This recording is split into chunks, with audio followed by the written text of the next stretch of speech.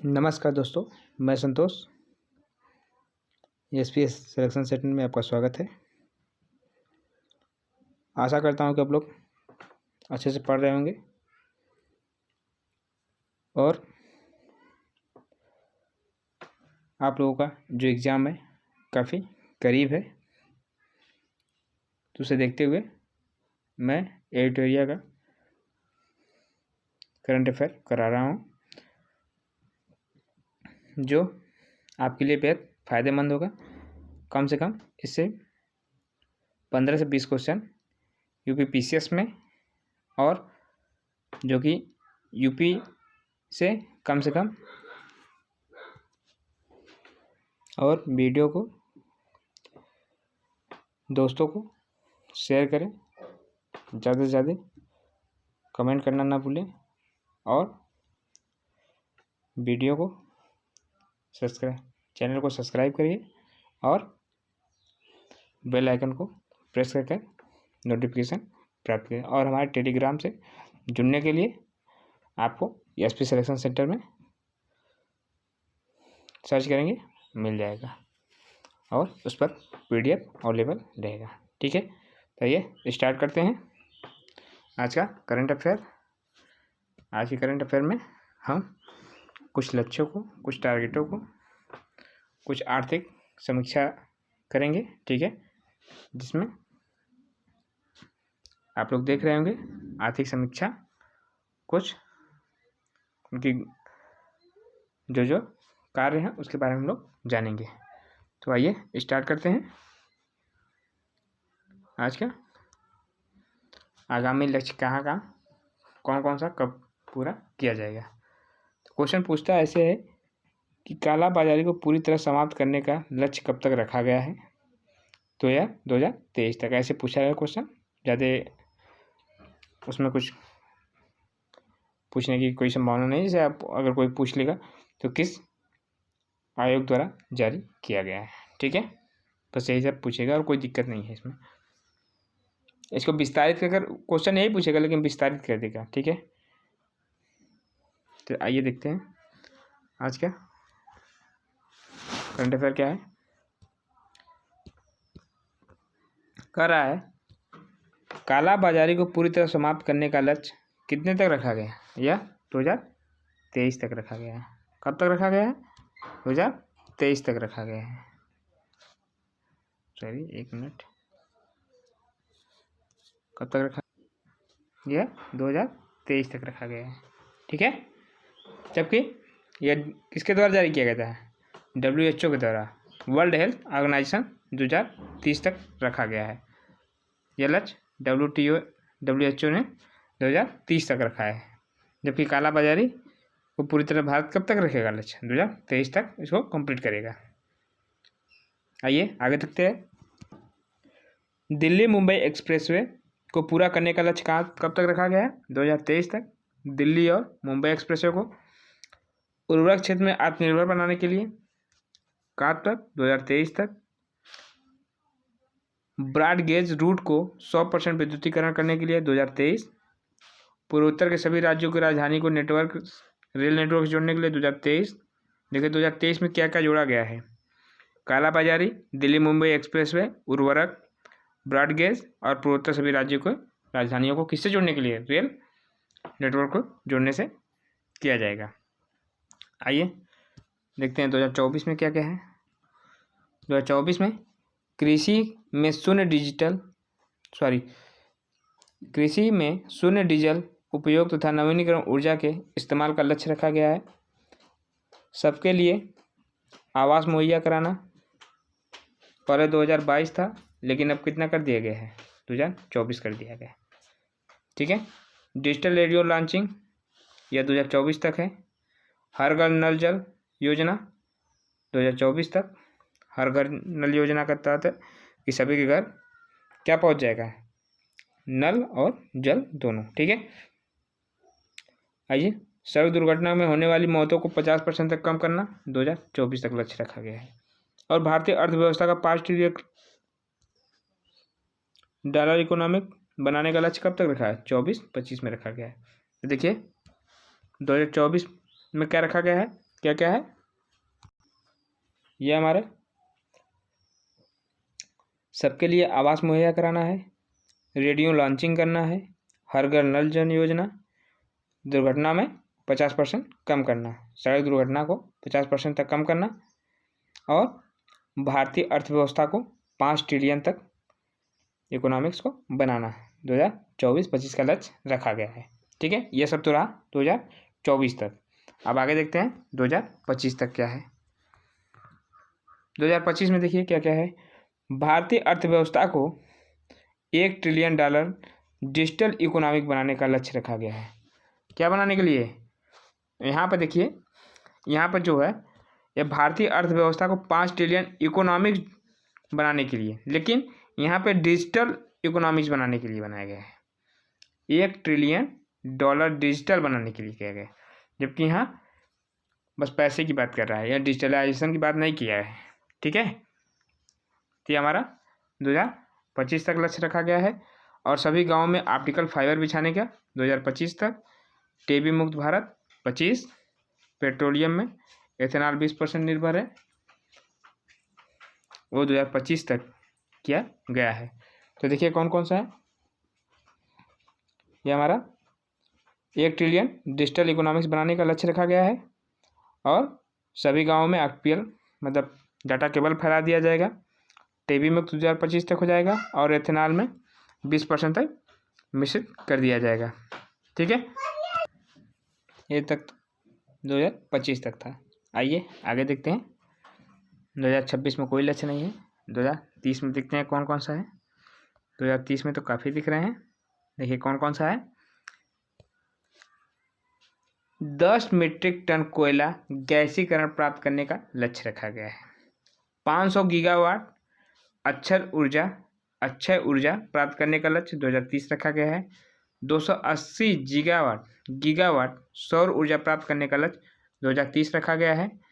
और कुल कार्बन उत्सर्जन में 1 टन की कमी करना, यह भी 2030। कुल वाहनों में इलेक्ट्रॉनिक वाहन का लक्ष्य 2030 तक। भारत में पूर्ण रूप से मलेरिया उन्मूलन 2030। HIV एड्स को खत्म करने का लक्ष्य 2030। भारतीय railway net zero carbon emission जो ग्रीन रेलवे लक्ष्य बनाएगा 2030। यह सब जो थे ये हमारे 2030 के लक्ष्य हैं। उसमें क्या क्या है, 100 मिलियन टन कोयला गैसीकरण प्राप्त करना, और 500 गीगावाट अक्षय ऊर्जा प्राप्त करना, 280 गीगावाट सौर ऊर्जा प्राप्त करना, और कुल कार्बन उत्सर्जन में 1 अरब टन की कमी करना, और वाहन में 30% इलेक्ट्रिक वाहन का लक्ष्य रखा गया है 2030 तक। और पूरे भारत में मलेरिया उन्मूलन यह 2030 तक रखा गया है, जबकि HIV को खत्म करने का 2030 तक रखा गया है।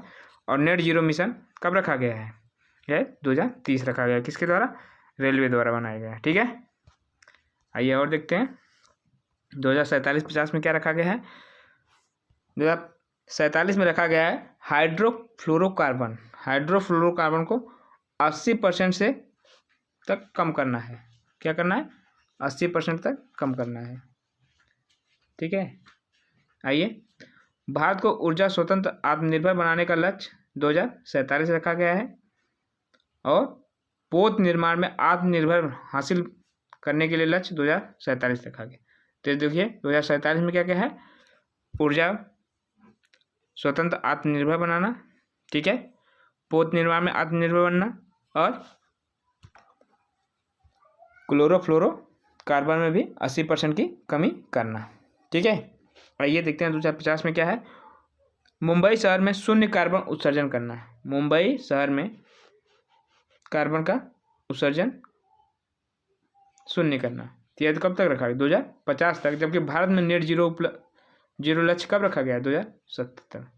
भारत में पूरी तरह नेट जीरो कब होगा, 2070 तक। जबकि शून्य कार्बन कब तक हो जाएगा, 2050 तक। ठीक है, मुंबई को बनाने का लक्ष्य रखा गया है। आइए आगे देखते हैं। यह हमारी आर्थिक समीक्षाएं किस पर क्या कब निकाला गया है, इसको हम देखते हैं। 31 जनवरी 2023 को आर्थिक समीक्षा 2022-23 के संदर्भ में प्रस्तुत किया गया है। आर्थिक समीक्षा हमेशा बजट के एक दिन पहले प्रस्तुत किया जाता है। बजट के एक दिन पहले प्रस्तुत किया जाता है। और आर्थिक समीक्षा 2022-23 वित्त मंत्रालय के मुख्य आर्थिक सलाहकार BN नागेश्वर और के मार्गदर्शन के आधार पर आर्थिक विभाग के आवेदन प्रभाव तैयार किया गया है। ठीक है। नोट में 1951 में मतलब 1950 से 51 में भारत का पहला आर्थिक समीक्षा पेश किया गया था। ठीक है। 1964 में आर्थिक समीक्षा आम बजट से प्रस्तुत किया गया था। और 1964 के बाद क्या कर दिया गया, बजट एक दिन पहले पेश किया जाता है। ठीक है। आर्थिक समीक्षा 2022-23 के अनुसार देखते हैं GDP में क्या अनुमान रहा।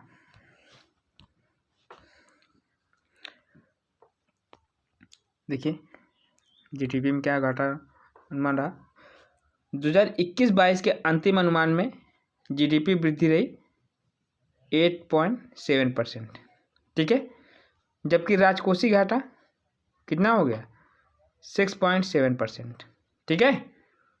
2022-23 में अग्रिम 7% था, जबकि यह 6.4% हो गया। 2023-24 में अनुमानित 6 से 6.8 तक वृद्धि होगी। अभी इसका राजकोषीय घाटा नहीं बताया गया, 2024 के लास्ट तक बताया जाएगा। ठीक है। आइए देखते हैं।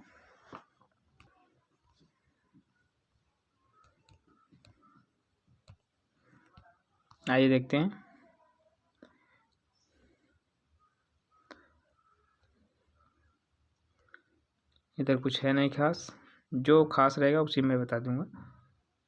ठीक है। इसमें कुछ खास है नहीं। आइए आगे देखते हैं।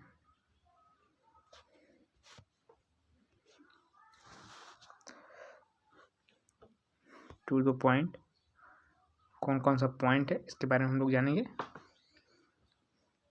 आर्थिक समीक्षा 2022-23 में कुल 12 भागों में बांटा गया है। ठीक है। पहला कौन है, अर्थव्यवस्था की स्थिति 2022-23 का पूर्ण सुधार, क्या क्या सुधार किया गया था उसके बारे में हम लोग देखेंगे। ठीक है। तो क्या क्या सुधार किए गए हैं इसके बारे में देखते हैं। वित्त वर्ष 2023-24 के लिए GDP वृद्धि दर 6% से 6.8% रहने का अनुमान लगाया गया है। ठीक है। आर्थिक समीक्षा के अनुसार 15 वर्ष और इससे अधिक आयु के लोगों के लिए शहरी बेरोजगारी दर सितंबर 2021 से 7.2% कर दिया गया है। और वित्त वर्ष 2023 के लिए एजेंसियों द्वारा भारत का अनुमान क्या है इसके बारे में जानते हैं।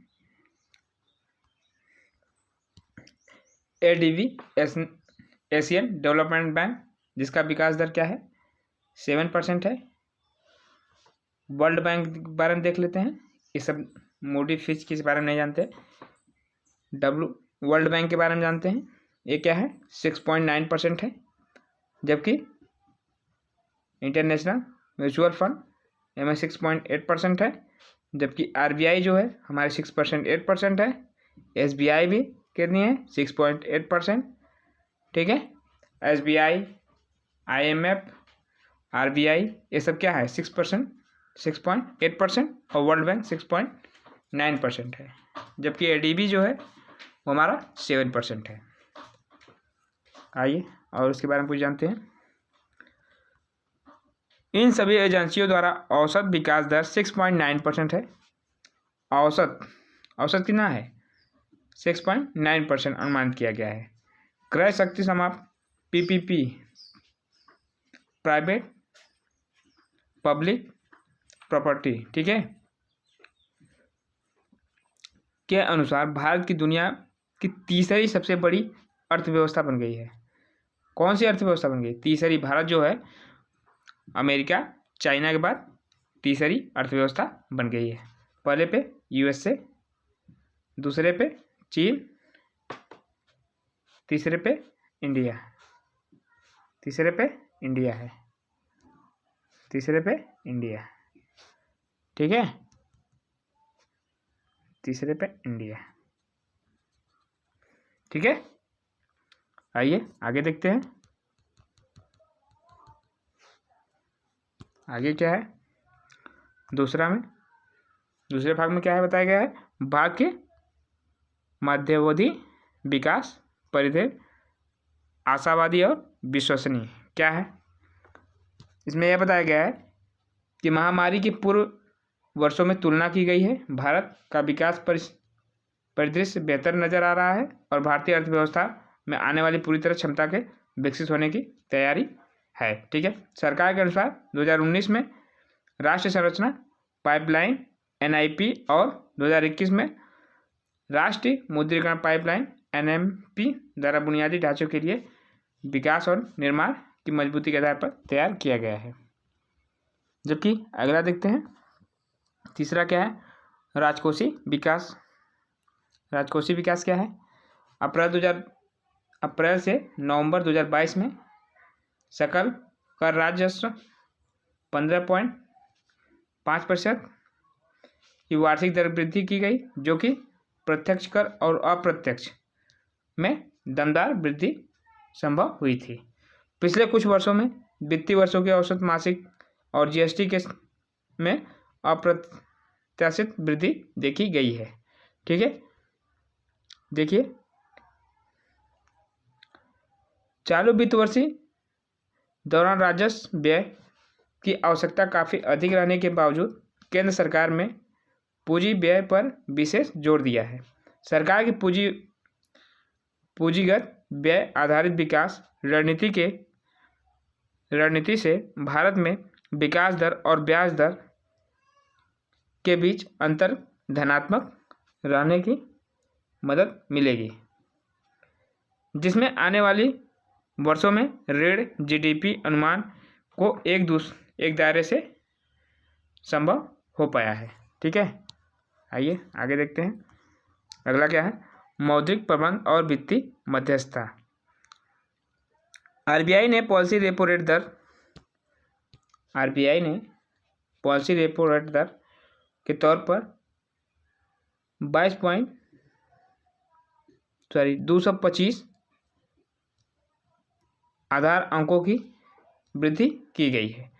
सकल गैस निष्पादित संपत्ति अनुपात GNPA घटकर पिछले 7 वर्षों में के निचले स्तर पर 5% पहुंच गया है। भारत के वित्तीय वर्ष 2023 में घरेलू शेयर बाजार प्रदर्शन में उनने समकक्षों को पीछे छोड़ दिया है। कुछ खास नहीं, इसमें थोड़ा सा ये देख लेते हैं। इसमें क्या बताया गया है, कीमतें और मुद्रास्फीति क्या है।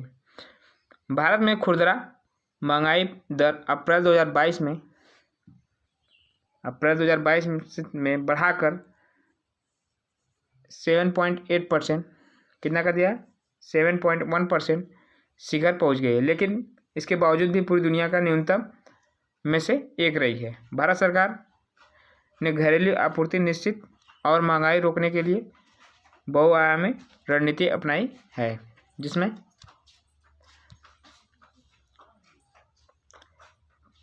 प्रमुख कच्चे माल फेरोनिकल, कोकीन, कोल इत्यादि पर आयात पर शुल्क को घटाकर शून्य कर दिया गया है, जबकि पेट्रोल डीजल के उत्पादन शुल्क में चरणबद्ध कटौती की गई है।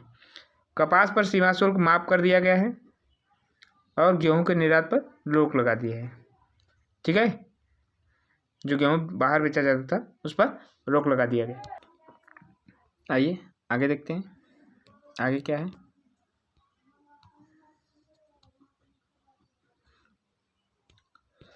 सामाजिक अवसंरचना और रोजगार। जीवन की बेहतर गुणवत्ता के सरकारी व्यय में वृद्धि की गई है। स्वास्थ्य क्षेत्र पर केंद्र एवं राज्य सरकार की अनुमानित व्यय बढ़कर वित्तीय 2022-23 की GDP कितनी हो गई है, यह 2.1% हो गई है। बाल मृत्यु दर 5 साल के कम के बच्चों को गणना की जाती है, जिसमें नवजात शिशु की गिरावट दर्ज आई है। 4 जनवरी 2023 को आयुष्मान भारत योजना के लगभग 22 करोड़ लाभार्थियों को सत्यापन किया गया। आयुष्मान भारत में 154 लाख से अधिक स्वास्थ्य वेलनेस केंद्रों को चालू किया गया है। ठीक है, आइए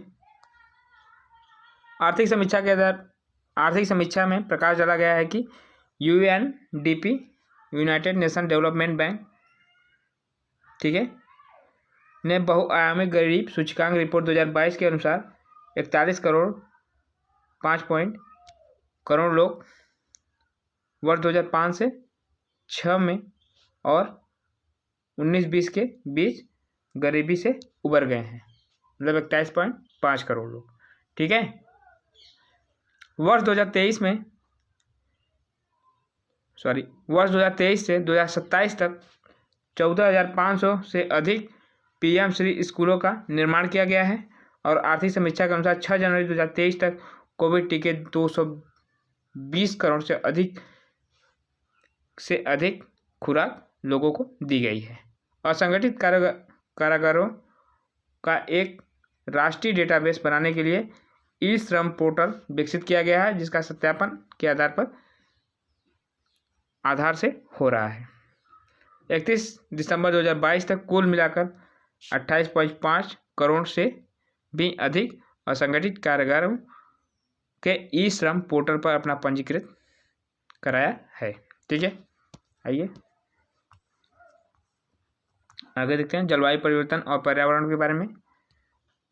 भारत के वर्ष 2070 तक शून्य उत्सर्जन को लक्ष्य हासिल करने के लिए नेट जीरो, अभी हमने बताया था कि नेट जीरो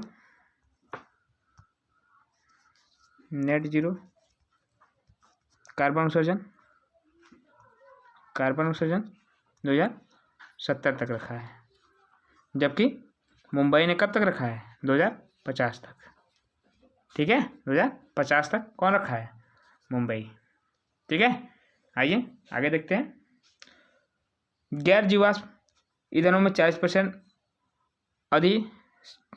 अधिष्ठापित बिजली क्षमता का अपना लक्ष्य 2030 तक हासिल करने पर किया गया है, जबकि भारत ने अब तक 2030 तक गैर जीवाश्म ईंधनों को 50% की संचयी विद्युत स्थायी क्षमता हासिल करने का लक्ष्य रखा है। गैर जीवाश्म ईंधनों में संभावित अधिष्ठापित क्षमता 2030 तक 500 गीगावाट से अधिक होगी। इससे वर्ष 2014-15 की तुलना में 29-30 तक इसका 29% कमी लाया जाएगा। क्या लाया जाएगा? इसमें कमी लाया जाएगा। ठीक है, आइए आगे देखते हैं। अपने GDP के उत्सर्जन में 2005 के स्तर तक की तुलना में वर्ष 2020 से 45% कम कर दिया गया है। गरीबी रेखा को 45% कम कर दिया गया है, जबकि पर्यावरण जीवन शैली लाइफ के लिए आंदोलन शुरू किया है। आइए और देखते हैं और क्या है।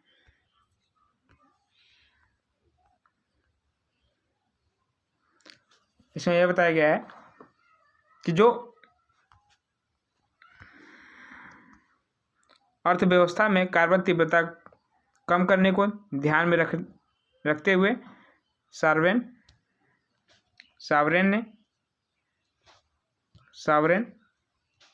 ग्रीन बॉन्ड फ्रेमवर्क नवंबर 2022 में जारी किया गया था। सावरेन ग्रीन बॉन्ड जारी करने की घोषणा केंद्र बजट 2022 में किया गया था, 22-23 में की गई थी। इसे जारी करने का सत्यापन करने के लिए एक ग्रीन फाइनेंस वर्किंग कमेटी का गठन किया गया था। 2047 तक ऊर्जा स्वतंत्र और राष्ट्रीय हरित हाइड्रोजन मिशन शुरू किया जाएगा। ये कब तक? 2047 तक हरित ऊर्जा और पूरे राज्य की राजधानी तक रेल नेटवर्क को जोड़ने का कार्य किया जाएगा।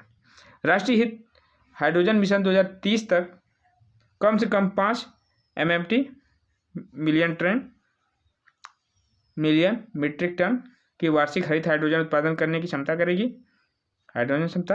और हरित हाइड्रोजन मिशन 2030 तक जीवाश्म के 1 लाख करोड़ के रुपए में अधिक संचयित की कटौती की जाएगी। आइए आगे देखते हैं। 125 गीगावाट और ग्रीन हाउस गैस के वार्षिक उत्सर्जन में 50% तक क्या कर दी जाएगी, कमी की जाएगी। और अक्टूबर 2022 तक सौर मिशन को 61.6 गीगावाट सौर ऊर्जा क्षमता अधिष्ठापित किया जा चुका है। जलवायु परिवर्तन के लिए 12 एकजुटता केंद्र बनाए गए हैं। पहला सतत कृषि के लिए मिशन, इसमें 0.15 लाख हेक्टेयर और सूक्ष्म परिवारों के लिए से लेकर 10 हेक्टेयर की कवर करने का प्रमुख लक्ष्य रखा गया है। और 26 अगस्त 2022 को भारत सरकार ने जलवायु परिवर्तन पर संयुक्त राष्ट्र फ्रेमवर्क कन्वेंशन की अध्यक्षता क्या किया है, अध्यक्षता राष्ट्रीय स्तर पर निर्धारित आयोग योगदान प्रस्तुत किया है।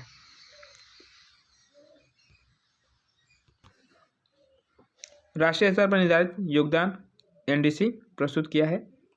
भारत ने अपना पहला एनडीसी अक्टूबर 2015 में यूनिसेफ को, यूनाइटेड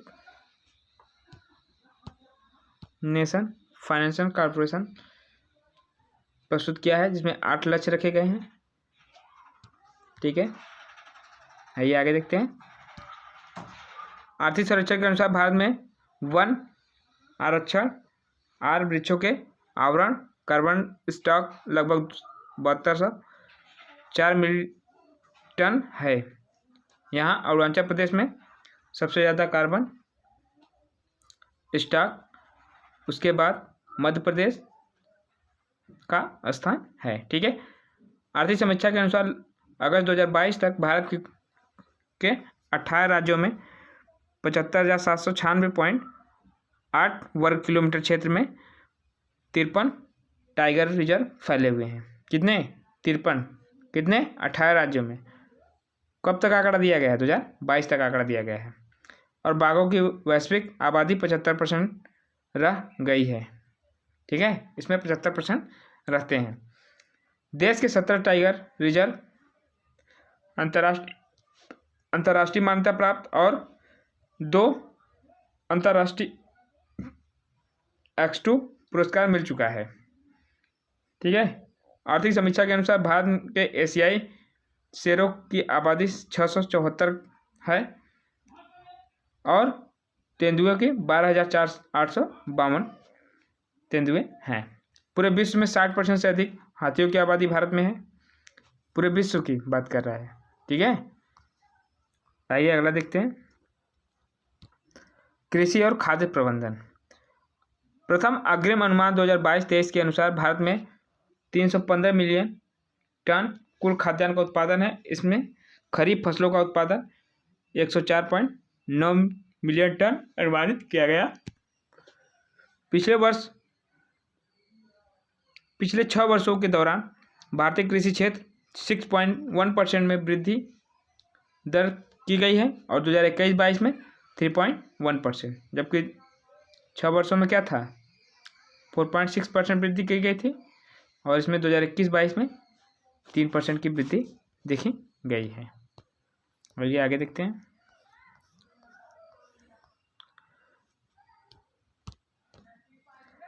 दो 2021-22 के दौरान कृषि निर्यात 50.2 बिलियन अमेरिकी डॉलर के उच्च स्तर पर पहुंचेगा। 2018-19 के केंद्रीय बजट में घोषणा की गई कि किसानों को सभी जरूरत फसलों के उत्पादन का लागत कम से कम 1.5 गुना न्यूनतम समर्थन मूल्य दिया जाएगा। इसके अनुसार कृषि वर्ष 2018-19 के बाद खरीफ फसल और रबी फसल सभी 22 फसलों को MSP जारी किया जाएगा। 2022 के तहत 3.9 करोड़ पात्र किसानों को क्रेडिट कार्ड जारी किया गया है और किसान क्रेडिट कार्ड प्रारंभ 1998 में किया गया था और 44 लाख जैविक किसान हैं जो दुनिया भर में सबसे अधिक हैं। परंपरागत कृषि विकास योजना के तहत किसान उत्पादन संगठनों के माध्यम से जैव कृषि को बढ़ावा दिया जाता है। ठीक है, किसको दिया जाता है? जैव कृषि। और आगे देखते हैं और क्या है आगे। 59.1 लाख हेक्टेयर क्षेत्र को वर्ष 2011-12 में जैविक खेती के तहत लाया गया है। तीसरे अग्रिम अनुमान के अनुसार 342.3 मिलियन टन बागवानी फसलों का रिकॉर्ड उत्पादन हुआ है। संयुक्त राष्ट्र महासभा ने मार्च 2021 के दौरान अपने 75वें वर्ष में 2023 को अंतर्राष्ट्रीय मोटा अनाज वर्ष घोषित किया गया है। ठीक है, 75वें वर्ष को क्या किया गया है? 2023 को मोटे अनाज के तौर पर घोषित किया गया है। अंतर्राष्ट्रीय पोषक अनाज वर्ष पहल के माध्यम से भारत मोटे अनाजों को बढ़ावा देने के अग्रिम निभा रहा है और वर्ष 2021-22 की चौथे अग्रिम अनुमान के अनुसार भारत में 50.9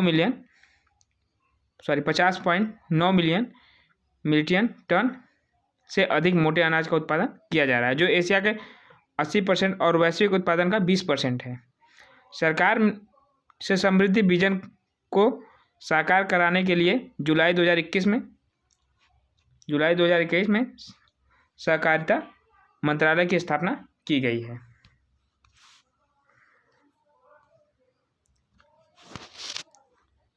और देखते हैं, कृषि निर्यात का मूल्य भारत की कुल निर्यात का 10.9% था, जो कि 1 जनवरी 2023 के एक वर्ष के राष्ट्रीय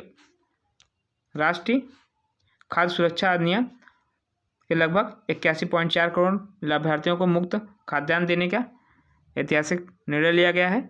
और इसके तहत सरकार अगले 1 साल के लिए लाभार्थियों के प्रति 5 किलो और अंत्योदय अन्न योजना के लाभार्थियों को 35 किलो प्रति परिवार के मुफ्त खाद्यान्न उपलब्ध कराई जाएगी। ठीक है, इसमें राशन की बात की गई है। और कोविड महामारी से चलते गरीबों को आर्थिक व्यवधान के कारण अप्रैल से जून 2020 तक प्रधानमंत्री कल्याण अंत्योदय की शुरुआत की गई है। इसके आगे भी विभिन्न चरणों में लागू किया गया, जो कि इस समय 7वां अक्टूबर सितंबर 2022 में शामिल करने वाला नवीनतम चरण है। और खाद्य सुरक्षा अधिनियम लाभार्थियों को 5 किलो अतिरिक्त खाद्यान्न मुफ्त प्रदान करेगा। और देखते हैं, पीएम किसान के अंतर्गत 1.1 करोड़ को 11.3 करोड़ किसानों को वित्तीय सहायता दी जाएगी। ठीक है, और 1.7 करोड़ किसानों को 2.4 लाख अभ्यर्थियों को शामिल किया गया है। ये आगे देखते हैं।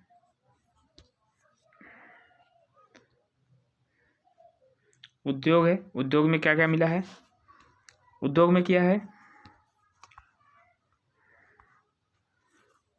उद्योग में है सकल घरेलू उत्पादन के लिए रूप में वस्तुओं और सेवाओं का निर्यात वित्त वर्ष 2016 के बाद से सबसे अधिक रहा है और विश्व का दूसरा सबसे बड़ा मोबाइल फ़ोन निर्माता बन गया है। भारत मोबाइल निर्माता सबसे ज़्यादा बन गया है। और हेडसेट उत्पादनों में 2021 से 29 करोड़ यूनिट भारत ने कर दिया है। विश्व का सबसे अधिक जेनरिक दवा उपलब्ध कराने वाला भारत देश है और वैश्विक आपूर्ति 20% है, जबकि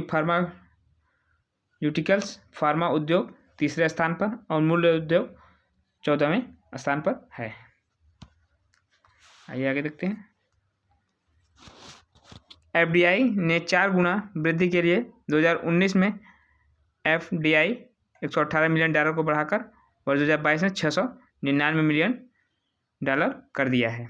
और वर्ष विश्व में भारत 60% बाजारी हिस्सेदारी से बढ़ाकर सबसे बड़ा वैक्सीन निर्माता बन गया है। ठीक है, और भारत लक्ष्य 2025 तक 1 ट्रिलियन डिजिटल हो जाएगा और 5 ट्रिलियन क्या हो जाएगा? वो डॉलर इकोनॉमिक्स अर्थव्यवस्था बन जाएगा। ठीक है, 2025 तक।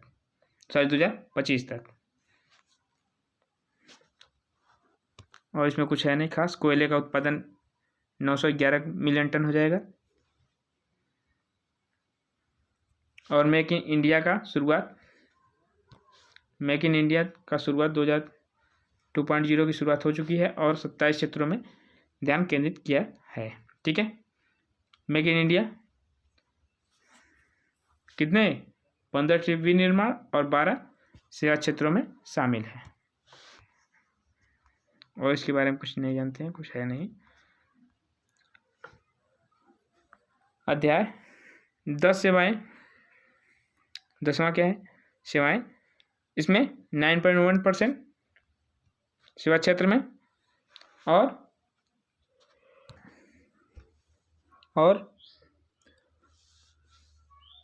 जो निर्यात है 254.5 बिलियन अमेरिकी डॉलर है। ठीक है, और वित्तीय सेवा परिवर्तन के लिए 75 डिजिटल बैंकिंग इकाइयों को घोषित किया गया है और 2022 तक लक्ष्यों को विदेश सेवा की सूची में 7वां बड़ा स्थान प्राप्त है। कौन सा स्थान है? 7वां बड़ा स्थान प्राप्त है। विश्व निवेश रिपोर्ट 2022 के अनुसार प्रत्यक्ष विदेशी निवेश सेवा क्षेत्र के सूची में भारत को 7वां सबसे बड़ा राज्य प्राप्त हुआ है। ठीक है, कौन सा स्थान प्राप्त हुआ है? 7वां सबसे बड़ा राज्य। और 49% से बढ़ाकर 74% कर दिया गया है क्या? FDI। ठीक है, फाइनेंशियल डेवलपमेंट ऑफ इंडिया। ठीक है, भारतीय बीमा दुनिया का 10वां सबसे बड़ा बन गया है। भारतीय जो बीमा LIC है वो दुनिया का 10वां सबसे बड़ा बाजार बन गया है। आइए देखते हैं, कुछ है नहीं खास। निर्यात कितना किया जाता है? 332.8 बिलियन डॉलर, जबकि आयात कितना किया गया? 551.7 बिलियन डॉलर का। ठीक है, और कुछ खास नहीं इसमें है।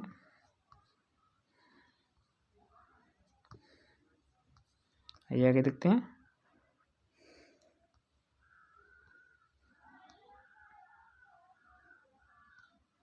ASEAN WTO तो कुछ नहीं है।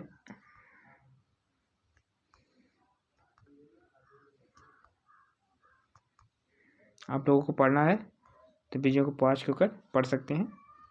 जो मैं इम्पोर्टेंट बता रहा हूँ उस पर अंडरलाइन कर दे रहा हूँ। यहाँ पे देखिए भौतिक और डिजिटल अवसंरचना क्या है। भारतीय अवसंरचना पाइपलाइन NIP के तहत 141.4 लाख करोड़ रुपए और 89,154 परियोजनाओं को कार्यान्वित किया गया है। ठीक है, 2019-20 में से 5 वर्षों के लिए 24-25 के लिए की गई थी। राष्ट्रीय मुद्रीकरण पाइपलाइन 9 लाख करोड़ रुपए निवेश किया गया है और राष्ट्रीय मुद्रीकरण के पाइपलाइन 23 अगस्त 2021 को की गई थी। कुछ खास नहीं है। और सोलर, आइए आगे देखते हैं।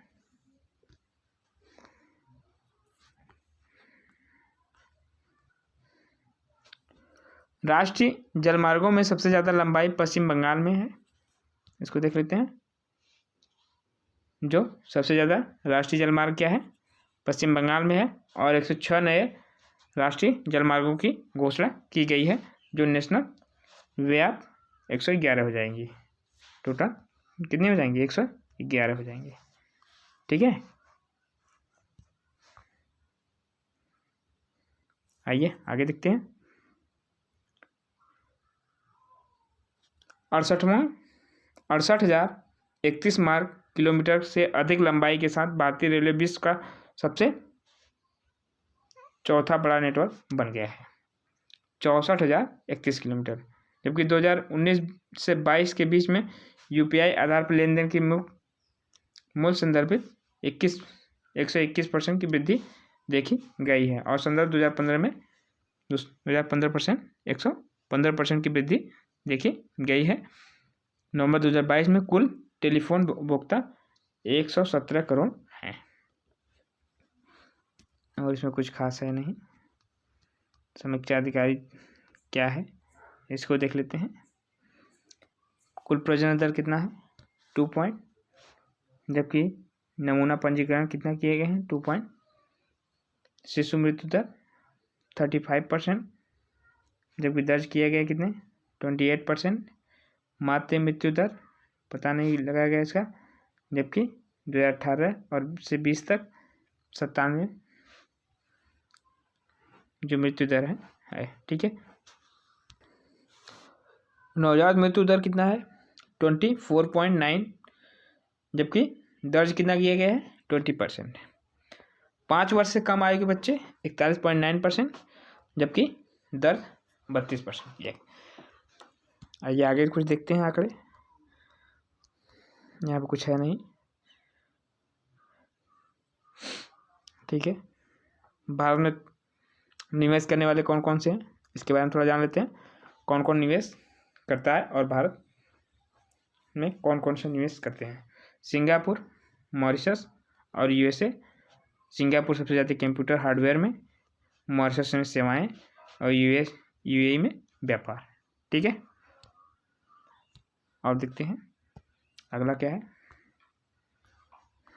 अगला है नवीकरण पर्यावरण एवं पारिस्थितिकी। ये जरूर देखिएगा क्योंकि आंकड़े इससे बहुत पूछे जाते हैं। कौन कहाँ वृद्धि हुई, कहाँ घटा, कहाँ क्या हुआ, इसके बारे में बहुत ज़्यादा क्वेश्चन आता है। ठीक है। तो आइए देखते हैं रिपोर्ट। ठीक है। वन रिपोर्ट। भारत वन स्थिति रिपोर्ट भारत सरकार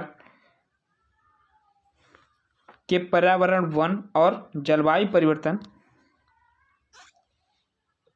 के तहत भारतीय वन्यजीव सर्वेक्षण द्वारा प्रति 2 वर्ष प्रकाशित किया जाता है। 2 वर्ष में एक बार प्रकाशित किया जाता है। ठीक है। कितने वर्ष में प्रकाशित किया जाता है 2 वर्षों में। ठीक है। आइए देखते हैं क्या क्या बदलाव हुआ है। यह 17वीं रिपोर्ट है। ठीक है। बस इसके याद जाए, यह 17वीं रिपोर्ट है। इसमें 1998 में लक्ष्य रखा गया था जिन्हें कुल भू भाग का 33% वन क्षेत्र होगा। अब भारत में वन आवरण क्या है। भारत में 2021 के अनुसार भारत का वन आवरण 7,13,789 किलोमीटर है। ठीक है। और जबकि क्षेत्रफल का 21.71%, 21.71%। इसको याद रखिएगा डाटा, जो कि 21.71% है। ठीक है। कितना है 21.71%। ठीक है। इसको याद रखिएगा। आइए आगे देखते हैं। जबकि पिछले वर्ष से कितना बढ़ा है 0.2% बढ़ा है पिछले वर्ष की तुलना में। ठीक है।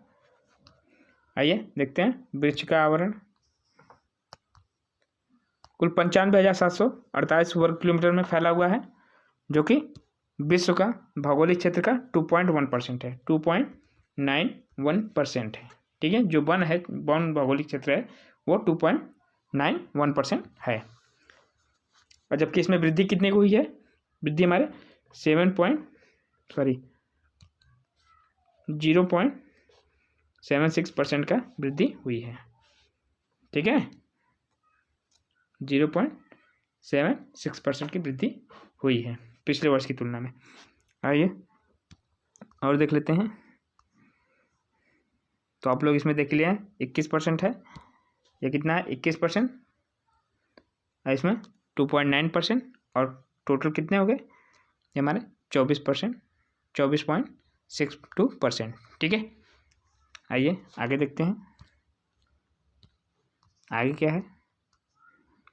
क्षेत्रफल, सबसे ज़्यादा वन क्षेत्रफल कहाँ पर है और सबसे कम क्षेत्रफल कौन से राज्य में है, इसको देखते हैं।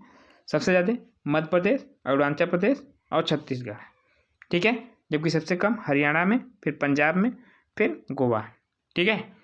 तो इसे याद रखिएगा, MP, अरुणाचल, छत्तीस, MP, अरुणाचल, छत्तीस। ठीक है। हरियाणा, पंजाब, गोवा, हरियाणा, पंजाब, गोवा में बढ़ते क्रम में है, सब के सब, मतलब इसमें जो छोटा राज्य है वो बढ़ते क्रम में है वन क्षेत्रफल, और जबकि बड़े राज्य में घटते क्रम में है। सबसे ज़्यादा किस में है? मध्य प्रदेश में। सबसे कम किस में है? हरियाणा राज्य में वन क्षेत्र। ठीक है, आइए वृद्धि देखते हैं। सर्वाधिक वृद्धि कहाँ पर हुई है? तो यहाँ पे देखिए, पहले सबसे ज़्यादा वन कहाँ पर है? मध्य प्रदेश में, लेकिन वृद्धि कहाँ हुई है? आंध्र प्रदेश में। ठीक है, दूसरा आंध्र प्रदेश था, पहले मध्य प्रदेश, फिर अरुणाचल प्रदेश था। ठीक है, लेकिन यहाँ पे आंध्र प्रदेश में सबसे ज़्यादा वृद्धि हुई है, और सबसे कम किस में हुआ? अरुणाचल प्रदेश में। ठीक है, 6 यहाँ पे बढ़ोतरी कितना हुआ?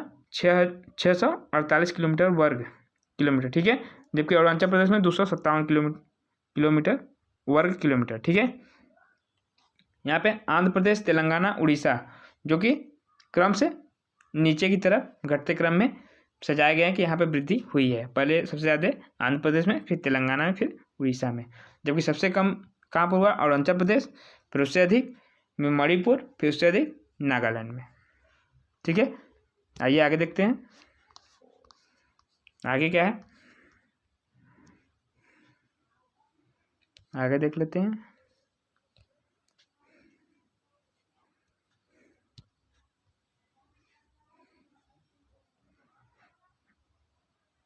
आगे देखते हैं। वन आवरण प्रतिशत वाले राज्य कौन कौन से हैं? सर्वाधिक वन आवरण प्रतिशत वाले केंद्र शासित प्रदेश। ठीक है, केंद्र शासित प्रदेश में और राज्य में कौन सा है? तो देखिए, जो वन आवरण प्रतिशत है वो मिजोरम में सबसे अधिक है 84%, जबकि अरुणाचल प्रदेश में 79% और मेघालय में 76%, जबकि केंद्र शासित प्रदेश में लक्षद्वीप में 99.3%, 90.3%, जबकि अंडमान निकोबार में 81.7%। आइए देखते हैं कहाँ पर वन आवरण के प्रतिशत है, कहाँ? केंद्र शासित प्रदेश में और राज्य में। देखते हैं, मिजोरम में 84.53%, जबकि अरुणाचल प्रदेश में 79.3%, जबकि मेघालय में 76% वृद्धि हुई है, वन की आवरण पाया जाता है, जबकि लक्षद्वीप में 99.3%, जबकि अंडमान में 81.73%। आइए कुछ आंकड़े देख लेते हैं, खुले वन में और घने वन में क्या है। घना तो सबसे ज़्यादा कहाँ पे? अरुणाचल प्रदेश में, जबकि कम घने वन मध्य प्रदेश, और खुले वन किस में है? मध्य प्रदेश में। ठीक है, आइए और देखते हैं, अन्य बाघ के क्षेत्र में देख लेते हैं। बाघ जो है वो टोटल 55,666 किलोमीटर में फैले हुए हैं, और कुल वनों का क्षेत्रफल 7.8% है, और रिजर्व, टाइगर रिजर्व के लिए 74% क्या है? रिजर्व है। ठीक है, जो हमारे बाघ हैं वो कुल वन के कितने हैं? 7.8%। ठीक है, कितने हैं?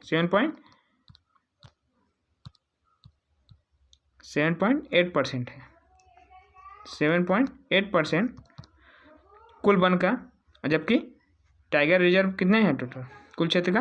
74.51%। ठीक है, आइए देखते हैं, और भौगोलिक क्षेत्र का कितना है?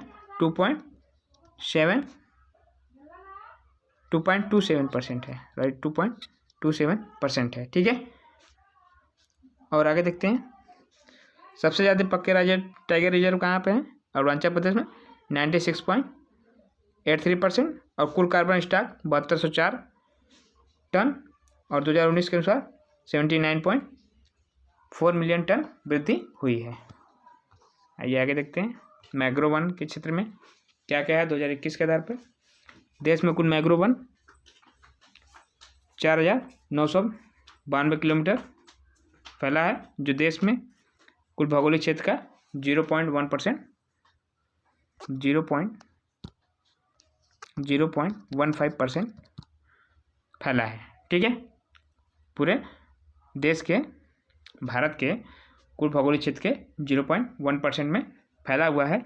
और भारत की तुलना में मैंग्रोव वन 17 किलोमीटर वृद्धि हुआ है, वर्ग किलोमीटर में वृद्धि हुआ है। ठीक है, क्या हुआ, वर्ग किलोमीटर में क्या हुआ है, वृद्धि हुआ है। ठीक है, जबकि सार्वजनिक मैंग्रोव वृद्धि वाले राज्य और केंद्र शासित प्रदेश देखते हैं कौन कौन से हैं, कहाँ पर सर्वाधिक वृद्धि हुआ है वो देखते हैं। मैंग्रोव वन का जो विकास हुआ है, जो मैंग्रोव वन है कहाँ पर है, बंगाल की खाड़ी, पश्चिम बंगाल में। ठीक है, यहाँ पे कहाँ पर ज़्यादा डेवलप हुआ है उसके बारे में देखते हैं। पहला क्या है, पश्चिम बंगाल। कहाँ पर है, पश्चिम बंगाल में सबसे ज़्यादा पश्चिम बंगाल में विकसित हुआ है 2114 किलोमीटर। ठीक है, जबकि दूसरा स्थान कहाँ पर है, गुजरात में विकसित हुआ है, वहाँ पर 1175 वर्ग किलोमीटर। ठीक है, जबकि तीसरा स्थान अंडमान निकोबार में वृद्धि या उसका फैला हुआ है। ठीक है, जबकि सबसे ज़्यादा वृद्धि कहाँ पर हुई है इसके बारे में, ये तो हमारे कहाँ पर पाए गए हैं पर, ये जो है हमारे रैंक जो है वो कहाँ पाए गए हैं, कितने वर्ग किलोमीटर में फैले हैं। ठीक है, ये कहाँ पाए जाते हैं, पश्चिम बंगाल, गुजरात और अंडमान निकोबार में। ठीक है, सबसे ज़्यादा। जबकि सबसे कम और वृद्धि सबसे ज़्यादा कहाँ पर हुई इसके बारे में देखते हैं। वृद्धि कहाँ पर हुआ, पहले स्थान पर कौन है, उड़ीसा हमारा है, जहाँ पर 8 किलो वर्ग किलोमीटर में वृद्धि हुई है। कितना, 8 किलो वर्ग किलोमीटर में। ठीक है, और महाराष्ट्र में 4 किलो वर्ग मीटर, जबकि कर्नाटक में 3 वर्ग किलोमीटर। तो पहले क्या आ जाएगा, उड़ीसा, महाराष्ट्र, फिर कर्नाटक। ठीक है, आइए आगे देखते हैं, आगे क्या है।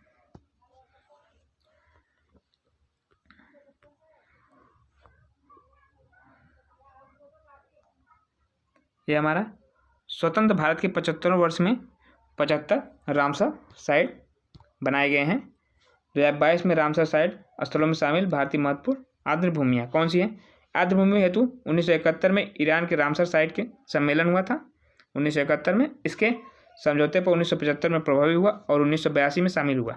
भारत इसमें कब शामिल हुआ, 1982 में। ठीक है, कब हुआ, 1982 में। 1982 में शामिल हुआ और कुल 2400 से अधिक रामसर साइट स्थल हैं। और 2022 तक भारत में अंतर्राष्ट्रीय आर्द्र भूमि में कुल 75, टोटल कितने हो गए, 75 रामसर साइट जो कहाँ पर, भारत में है। और 75 रामसर स्थल सालबुग आर्द्र भूमि जम्मू कश्मीर में है। कौन सा है, सालबुग, 75वां जो है सालबुग में है। ठीक है, जम्मू कश्मीर में। और आगे देखते हैं, देखिए आर्द्र भूमि कौन कौन कहाँ है और कब जोड़े गए थे। खिड़किया वन्यजीव अभ्यारण्य गुजरात में है। कहाँ पर है, गुजरात में, यह 2022 फरवरी में। बखीरा वन्यजीव अभ्यारण्य उत्तर प्रदेश। साख सागर वन आर्द्र भूमि यह मध्य प्रदेश। पाला आर्द्र भूमि मिजोरम। पिचवरम मैंग्रोव वन Tamil Nadu. Pillaikarai marsh reserve forest Tamil Nadu. Karikili पक्षी अभ्यारण्य तमिलनाडु। कुनथल कुलम पक्षी अभ्यारण्य तमिलनाडु। मन्नार खाड़ी समुद्री बायोस्फीयर तमिलनाडु। ठीक है, और देखते हैं बेम्बनूर वेटलैंड कॉम्प्लेक्स तमिलनाडु में। बेलोट पक्षी अभ्यारण्य तमिलनाडु में। वेदांतल पक्षी अभ्यारण्य तमिलनाडु। उदयार्थपुरम पक्षी अभ्यारण्य तमिलनाडु में। चित्रांगुंडी पक्षी अभ्यारण्य तमिलनाडु। सुचई थेरुवम तमिलनाडु। बुडुबुम पक्षी अभ्यारण्य तमिलनाडु। काजीकुरुलम पक्षी अभ्यारण्य तमिलनाडु। सतकोसिया गार्ज उड़ीसा और तंजारा झील उड़ीसा। तो यहाँ पे देखिए कहाँ सबसे ज़्यादा मिल रहे हैं, अभी मैं बता देता हूँ आप लोगों को। अंशुपुआ झील उड़ीसा। हीराकुंड जलाशय उड़ीसा। सिपर वेटलैंड मध्य प्रदेश। यशवंत सागर मध्य प्रदेश, ठाके क्रीक महाराष्ट्र, नंदा झील गोवा, रंगथुंगिया पक्षी अभयारण्य Karnataka, Hygam wetland conservation Jammu Kashmir, Shallbugh wetland conservation Jammu Kashmir. तो ये देखिए ये सब जो है ये हमारे 2022 में जोड़े गए हैं टोटल। ठीक है, टोटल कितने हैं? टोटल 54 जो है वो जोड़े गए हैं। ठीक है, 54 होंगे या तो 25 के करीब होंगे। 1 2 3 4 5 6 टोटल 28 आर्द्रभूमि जोड़े गए हैं। और सबसे ज़्यादा आर्द्रभूमि कहाँ पर है? सबसे ज़्यादा सर्वाधिक आर्द्रभूमि तमिलनाडु में है। कहाँ पर है? तमिलनाडु में। कितने हैं? 54 है। ठीक है, टोटल 54 रामसर कहाँ है? हमारे कहाँ पर? ये हमारे तमिलनाडु में है, जबकि अन्य अदर स्टेट में है। ठीक है, आइए आगे देखते हैं। यूनाइटेड किंगडम ने 175 से अधिक रामसर साइट शामिल है। सबसे ज़्यादा यूके यूनाइटेड किंगडम में। और रामसर शामिल होने वाला प्रथम ऑस्ट्रेलिया कोबोर प्रायद्वीप जो 1974 में जुड़ा था। और पहले रामसर साइट में शामिल चिल्का झील भारत का था। और भारत का सबसे बड़ा स्थल भूमि जो था वो सुंदरबन वेटलैंड था। ठीक है, और भारत का सबसे छोटा आर्द्रभूमि कौन है? रेणुका वेटलैंड है। कौन है? रेणुका वेटलैंड जो हिमाचल प्रदेश में है। और सबसे बड़ा कौन है? सुंदरबन डेल्टा। जबकि भारत का कृत्रिम आर्द्रभूमि कौन से? हरिके बैराज जो कहाँ पे है? हिमाचल प्रदेश में। ठीक है, और कान्हा टाइगर रिजर्व जहाँ पर 461 आर्द्रभूमि जिनमें से 2.5 हेक्टेयर कम के आकार में फैला है। ये कहाँ पर है? एमपी में है। यह एमपी में है। ठीक है, कान्हा राष्ट्रीय रिजर्व कहाँ पर है? हमारा एमपी महाराष्ट्र के बॉर्डर पर है। आइए देखते हैं। भारत में सर्वाधिक रामसर स्थल तमिलनाडु में 14 हैं। सॉरी, ये रामसर साइड है 14 हैं। और दूसरे स्थान पर उत्तर प्रदेश 10 पर है। ठीक है, जो रामसर साइड है आर्द्रभूमि तो 14 है। सॉरी, 54 नहीं है, वहाँ पे 14 रहेंगे। ठीक है, हमारे 14 जो है वो रामसर साइड रहेंगे। ये 54 नहीं, ये 54 नहीं रहेंगे। एक मिनट, ये 54 नहीं रहेंगे। ये हमारे 14 रहेंगे। कितने रहेंगे? 14 रामसर साइड जो है वो आर्द्रभूमि में जुड़े हुए हैं। ठीक है, वो टाइगर रिजर्व पूरे मतलब जो 54 है वो पूरे रामसर टाइगर रिजर्व सभी को लेकर बताए हैं हमने। जो 54 है पूरे मतलब पर्यटक स्थल जो भी वहाँ के आर्द्रभूमि टाइगर रिजर्व सभी को मिलाकर 54 स्थल हैं। ठीक है, आइए और देखते हैं। दूसरे स्थान पर भी भारत है, वहाँ पे कुल 52 रिजर्व ऐसे हैं जहाँ पर ये सब यूपी के 52 रिजर्व हैं। ठीक है, जबकि आर्द्रभूमि रामसर साइड में देखेंगे तो 10 ठो है और सबसे ज़्यादा 14 ठो तमिलनाडु में है। ठीक है, 75 रामसर साइड में शामिल हेक्टेयर में 13 लाख हेक्टेयर में फैला हुआ है। ठीक है, और 2014 से 2022 तक रामसरोवर में 49 नई आर्द्रभूमि जोड़ी गई हैं। 2014 से 2022 तक अब तक कितनी जोड़ी गई हैं? 49 रामसर साइट जोड़ी गई हैं। आइए बाघ रिपोर्ट देखते हैं। बाघ जनगणना 29 जुलाई 2023 को अंतर्राष्ट्रीय बाघ दिवस के अवसर पर प्रकाशित कौन जारी करता है इसे? भारतीय वन्यजीव संस्थान। कुल बाघों की संख्या 3682 है। 9 अप्रैल 2023 को जारी किया गया है। बाघों की कुल संख्या 3167 बताई गई है। और जुलाई 2023 तक ये रिपोर्ट बाघों की संख्या 3682 है। ठीक है, 3682 है। और कुल विश्व का 75% भारत में ही केवल है। भारत में 75% बाघ रहते हैं, विश्व के पूरे 75%, विश्व के टोटल विश्व के कुल में से 100 में से 75% कहाँ पर रहते हैं? भारत में। जबकि 2018 से और 22 के बीच में बाघों की संख्या 24% वृद्धि हुई है और बाघों की संख्या में 2967 थी। 2018 में 2967 थी, लेकिन इस समय कितनी हो गई है? इस समय 3682 हो गई है। ठीक है, आइए आगे देखते हैं, देख लेते हैं कौन कहाँ कहाँ से है। पहले मध्य प्रदेश में 2018 में 526 थी, लेकिन इस समय कितने हो गए हैं? 785। हाईएस्ट पे है, प्रथम स्थान। सेकंड पे कौन है? कर्नाटक। ठीक है, थर्ड पे है उत्तराखंड, फोर्थ पे है यूपी और फिफ्थ पे है कौन? बिहार हमारा। ठीक है, कौन है? एमपी, कर्नाटक, उत्तराखंड, उत्तर प्रदेश, बिहार। ठीक है, बिहार में कितने हैं? 54, यूपी में 205 और उत्तराखंड में 560, जबकि कर्नाटक में 563। अरुणाचल प्रदेश, उड़ीसा, झारखंड, छत्तीसगढ़, तेलंगाना में बाघों की संख्या में गिरावट दर्ज की गई है और साथ ही 18 टाइगर रिजर्व ऐसे हैं जिनमें बाघों की संख्या 10 से भी कम है। ठीक है, Jim Corbett tiger reserve Uttarakhand में ये सबसे ज़्यादा 260 हैं, जबकि सबसे ज़्यादा वहाँ पे वृद्धि करने वाला मध्य प्रदेश है और वहाँ पे सबसे ज़्यादा बाघों की संख्या है। ठीक है, 54वां राष्ट्रीय रिजर्व धौलापुर करौली राजस्थान में और 53वां रानीपुर टाइगर रिजर्व ये हमारा कहाँ पर है? यूपी में बना है। आइए आगे देखते हैं। बिहार में बाघों की संख्या 2014 में 28 थी। यह बिहार में 2014 में 28 था और 2018 में 31 और 2022 में 54 हो गई थी। इस प्रकार 8 वर्षों में जो बाघों की संख्या थी दोगुनी भी हो गई है और बिहार में एकमात्र टाइगर रिजर्व है जो वाल्मीकि नगर पश्चिम बिहार चंपारण में स्थित है। ठीक है, कहाँ पर है? वाल्मीकि नगर चंपारण में। नोट, पर्यावरण, वन एवं जलवायु परिवर्तन मंत्रालय द्वारा जारी की गया है अनुसार यह बाघों की आबादी 2925 है और यहाँ पे आर्थिक वृद्धि कितनी हुई है? 6.1%।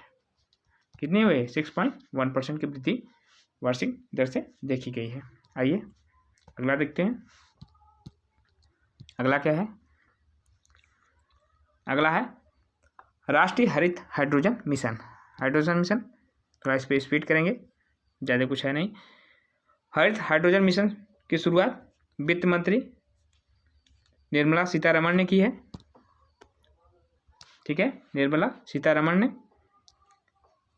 21-22 की बजट में प्रस्तुत किया है और भारत की 4 जनवरी 2023 को 19,744 करोड़ रुपए लागत के साथ हरित हाइड्रोजन मिशन मंजूरी दी गई है, जिसमें यह बताया गया है कि नोडल एजेंसियां हैं वो नवीन एवं नवीनीकरण ऊर्जा मंत्रालय को बनाया गया है। ठीक है, यह मुख्य विशेषताएं क्या है इसकी विशेषताएं हैं प्रतिवर्ष कम से कम 5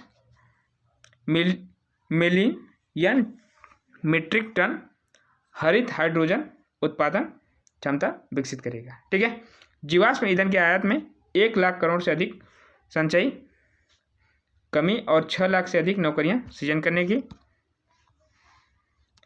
है। नीति आयोग द्वारा रिपोर्ट जारी किया गया है। एक देखते हैं किसके द्वारा? एक नीति